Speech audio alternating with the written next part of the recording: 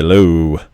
Once again, it is I, the Bruce Wayne of Azur Lane, OG investigator, back at it again for another Azur Lane video. Now, I covered gear tier lists for all the ship classes except for aircraft carriers, and that's what this is. So, I'll just start with the top of the list, and for some reason, making videos out of all the ship classes, the hardest one to cover is aircraft carriers. Like, it's aircraft carriers, then light cruisers. But that's because light cruisers have all these different skills that you can use. And then aircraft carriers, they not only have all these different skills, but they have so many planes now in the game. So I'll just start with fighters. Okay, here we go. When it comes specifically to inflicting surface damage, the best choices in general are these four options right here. The Sea Hornet, the Tiger Cat, I call this the Pancake Fighter, and then the Pirate Squadron. So you go here. I have it set to heavy armor. And the Sea Hornet, Tiger Cat, and Pancake, they all have 2,000-pound special Tier 0 bombs. Now, these do spectacular damage on heavy armor, but they're also good on medium and light armor. And then the Pirate Squadron has Tier 0 500-pound bombs, and these are also very effective on all armor types. So these will pretty much inflict damage on any armor type, and that's very good. And they inflict good damage. So moving on, though, if you are fighting a specifically medium or light armor boss, the Rocket Hellcat is the best choice for light armor because its rockets have an armor modifier on light armor. On the other hand, the German Bf-109 also have a very good, it has rockets too, but they're geared towards medium armor. Yeah, the Bf-109G. So it has these AP rockets that are highly effective on medium armor. So, but the downside to both of these planes is simply this. They do not launch intercepts like all the other fighters. So these are not good for content with lots of enemy aircraft. You will lose out on a bunch of AA because they don't launch like fighters. So I would avoid using these in World 12 and 13. On the other hand, if you are looking for a very good anti-air fighter, these four options right here happen to be the best choices, which I would say it is surprising that after all this time, the ME-155A, this plane right here, it is still the best air-to-air fighter in the game. And that's because it has such a low reload time.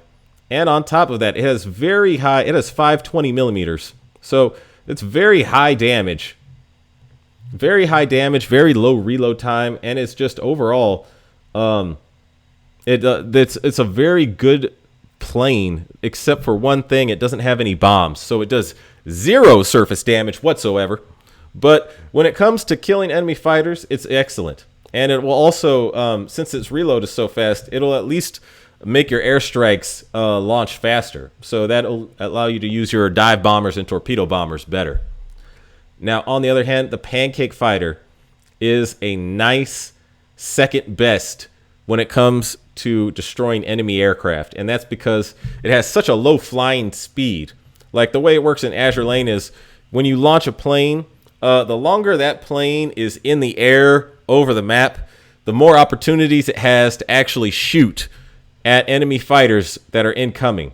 And because it flies so slow, it'll stay in the air the longest. And it allows it the greatest opportunity to actually hit and damage enemy fighters. So hit and eliminate enemy fighters, really, because this is a enemy fighter eliminator. So the Pancake Fighter is an excellent plane for heavy enemy aircraft content. I just got to say that right up front. Now, the Pirate Squadron is also a very good fighter. On the other hand, here's the thing about the Pirate Squadron, is when you have the Pirate Squadron, It has much better reload than the Pancake Fighter, but it also has this special skill right here, where after launch, it increases the whole fleet's anti-air by 5% for 8 seconds. Now, this is better than the Pancake Fighter, mainly if you have ships that have low AA. So if you have like, if you're Vanguard, if you're using ships that don't have very good anti-air, this plane will give them just a little bit of an assist that is, it could make the difference. So the Pirate Squadron, excellent choice. And then lastly, worthy of note is the Focke-Wulf 190. And that is because it has the highest burst damage and by far the highest DPS. And the reason for that is because it has not only 5 20mm, but 2 machine guns on top of that. And this plane is spectacular, if not for 2 things. 1, it does no surface damage because it has no bombs. 2, it has very, very long reload time. So if you have a carrier with a very high reload, like I'll use an example is I use this on KMS Elbe and also on Graf Zeppelin since she got her augment that boosts her reload. But the Focke-Wulf 190, it does spectacular damage on its intercept patrols. So highly recommend this plane if you have a carrier that has enough reload to compensate for its very long reload time. Elbing also has, fun fact, very good fighter efficiency, and she has 3 fighters. So that's probably one of the reasons she gets a lot of use out of the Focke-Wulf 190. But this is a highly usable plane, and it is worthy of note. So moving on to the best dive bombers. Now, if you look at these dive bombers, I'll just say right up front, the Tenrai and the Sky Raider are so far ahead in terms of how good they are. It's ridiculous. These 2 dive bombers are amazing. The one drawback of the Sky Raider is that because it fires the same rockets that are geared towards light armor, it's not very good on heavy armor enemies or heavy armor bosses especially. But the Tenrai is excellent on heavy armor. It's the best on heavy armor.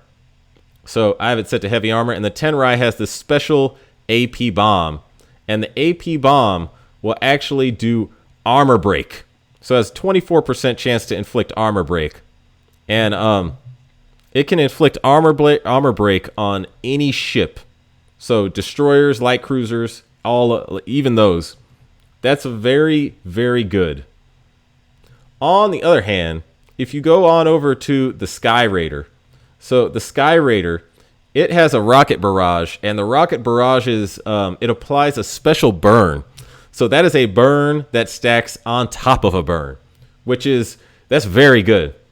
And the rockets, on the other hand, they have armor modifiers that are geared heavily towards light armor and good on medium armor.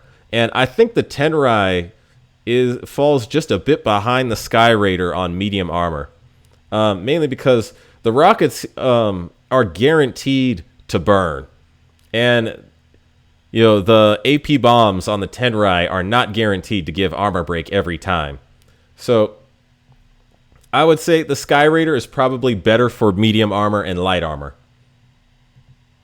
In any case, if you don't have either one of these, because these are hard to get right now, I call this the Gold Helldiver.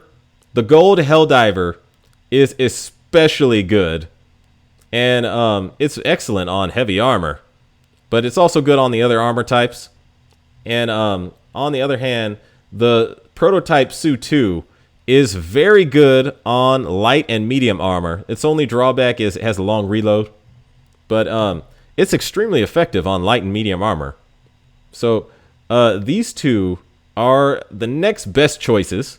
On the other hand, if you cannot get either of these, the Purple Helldiver and the Purple Ju-87 are also very good choices.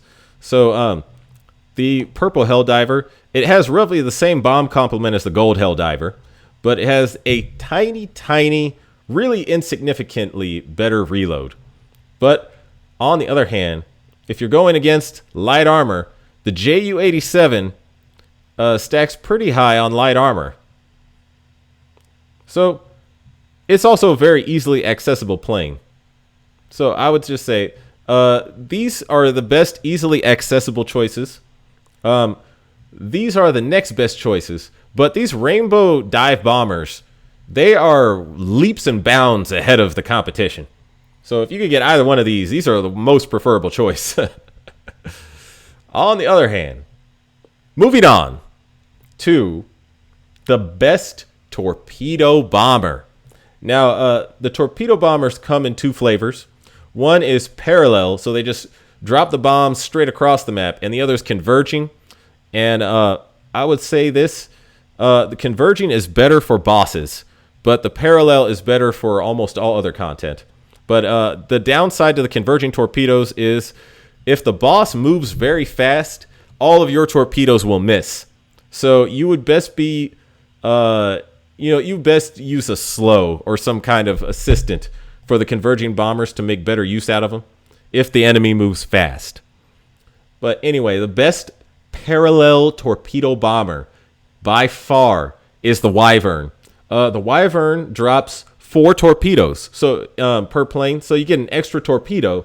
But on top of that, it'll launch intercept patrols like a fighter. So this is an amazing torpedo bomber. The Wyvern, top choice. On the other hand, the VIT-2. Let me get over to torpedo bombers. Yeah, the VIT-2 right here. It has 6 torpedoes. It's just they do less damage. So if you look at the difference in damage, the Wyvern's torpedoes do 340 damage each. The VIT-2s do 200 each. So it's significantly less per torpedo, but this has the most torpedoes. That's 6 torpedoes is a lot of torpedoes. Another downside to the VIT-2, it has a very long reload. Very long reload, but it's highly effective. So I would say this, the VIT-2, excellent torpedo bomber. If you don't have either of these, the Sky Pirate is also an excellent choice. It has 4 torpedoes, and they are considerably better damaging than the VIT-2s, but in general, the Sky Pirate is a solid torpedo bomber. So moving on to, I call this the anti-battleship Avenger, but this is I think it's VT-18. Yeah, the VT-18 squadron. So these torpedoes are a special type that do a lot of damage. In fact, when you upgrade this torpedo bomber to +13, I think it has the highest damaging torpedoes of all torpedo bombers. It's just it doesn't have enough of them. I'm going to double check that. So 398, 401. Oh no, the Wyverns beats it out by a hair. Okay, so the Wyvern, when you upgrade it to +13, it has the highest torpedo bombers, or highest torpedo damage per torpedo. So that's important to note. But the Avenger anti-ship one is pretty good. It's close.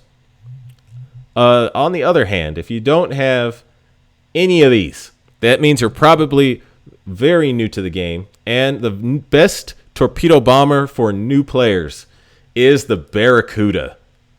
So the Barracuda is a spectacular torpedo bomber because it has very high reload. So, and then on top of that, its torpedoes are solid. So it's a fast launching, hard hitting torpedo bomber. And this got me through the early game. I remember this got me through so much of the early game content. So thank you, Barracuda, for getting me through the early game.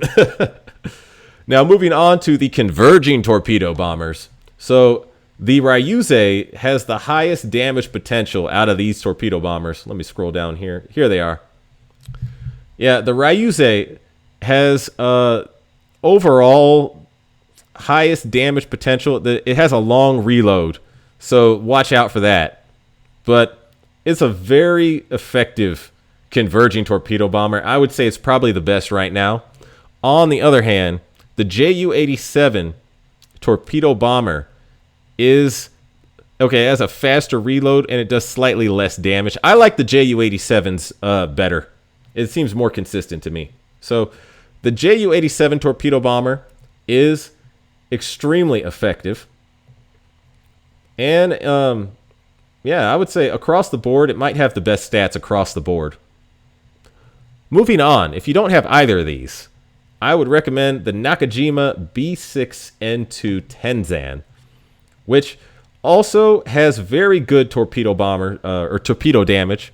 And it has it's a bit behind the Ryusei, and it has an even slightly longer reload, insignificantly longer really. But this is a solid choice. Solid choice torpedo bomber. Now, there is this bomber right here, which this special bomber, the Nakajima C6N, it is missing a torpedo. So you lose a whole torpedo for some much, much better reload. Like the reload is incredibly good. It's just, you know, you're missing a whole torpedo there. And I'm like, I'm not really sure that's worth it in most circumstances. I don't think it is worth it in most circumstances. But if you have a carrier with low torpedo bomber efficiency and better efficiency on fighters and dive bombers, so you want to focus on using the fighters and dive bombers more, this is a good choice for that specific kind of situation. But yeah, these are the converging torpedo bombers. Now, on the other hand, if you run into heavy anti-air content, these two torpedo bombers, because they intercept like fighters, they'll save you in an anti-air map. So I'll just go this. I call this bomber the Baguette Bomber, because it is French, but it's almost the name. I don't know if I'm pronouncing this right. Baguette. It sounds close to baguette, so I call it the Baguette Bomber. Now, because it launches like a fighter and it'll intercept like a fighter, that is exceptionally good for anti-air heavy content. On top of that, it has a very high reload. And if you look at, if you compare it to the Ferry Barracuda, its stats are roughly the same, but just a hair above the Barracuda's. So the torpedoes do roughly the same they do the exact same damage, actually. And then on top of that, it launches faster, and it has better heavy gun armament to fight enemy aircraft, and then it intercepts like a fighter. So this is a whole incredible step above the Barracuda. It's just as hard to get. That's why I put the Barracuda here and the Baguette torpedo bomber here. But the Wyvern is actually still better as an interceptor. So yeah, if you run into AA heavy content, these two torpedo bombers, they will give you a great anti-air boost. And that is worthy of note. Moving on. So light carriers and some aircraft carriers have a slot for an anti-air gun. Now, which one is the best to put on one of these carriers? I would say the Stag 40mm, the accuracy boost will actually help your fighters hit the target.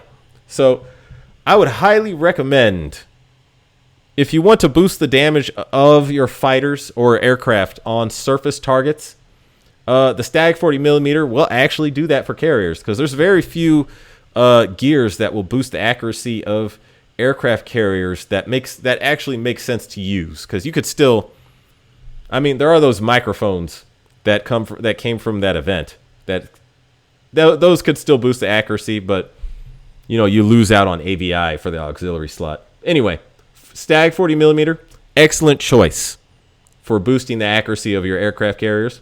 On the other hand, if you run into heavy anti-air content, the Rainbow Gun will give your aircraft carrier, or light aircraft carrier mainly, a nice, solid anti-air boost that will help them resist damage from aircraft. So if you want survivability, go with the Rainbow Gun.